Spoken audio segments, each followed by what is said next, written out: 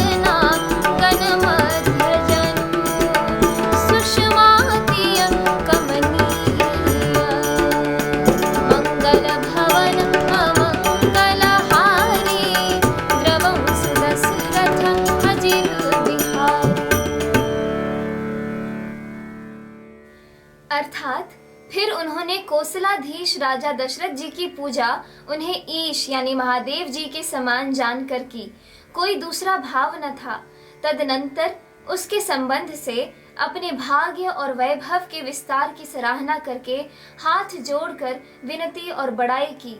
राजा जनक जी ने सब बारातियों का समधि दशरथ जी के समान ही सब प्रकार से आदर पूर्वक पूजन किया और सब किसी को उचित आसन दिए।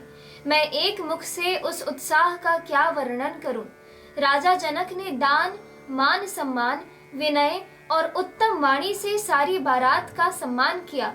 ब्रह्मा, विष्णु, शिव, दिक्पाल और सूर्य जो श्री रघुनाथ जी का प्रभाव जानते हैं, वे कपट से ब्राह्मणों का सुंदर वेश बनाए बहुत ही सुख पाते हुए सब लीला देख रहे थे। जनक जी ने उनको देवताओं के समान जानकर उनका पूजन किया और बिना पहचाने भी उन्हें सुंदर आसन दिए। कौन किसको जाने पहचाने, सबको अपनी ही सुध भूली हुई है। आनंद कंद दूल्हा को देखकर दोनों ओर आनंदमयी स्थिति हो रही है। सुजान यानी सर्वज्ञ श्री रामचंद्र जी ने देवताओं को पहचान लिया और उनकी मानसिक पूजा करके उन्हें मानसिक आसन दिए। प्रभु का शील स्वभाव देखकर देवगण मन में बहुत आनंदित हुए। श्री रामचंद्र जी के मुख रूपी चंद्रमा की छवि को सभी के सुंदर नेत्र रूपी चकोर आदर पूर्वक पान कर रहे हैं। प्रेम और आनंद कम नहीं है, अर्थात बहुत है। समय देखकर वशिष्ठ जी ने शतानंद जी को आदर पूर्वक बुलाया।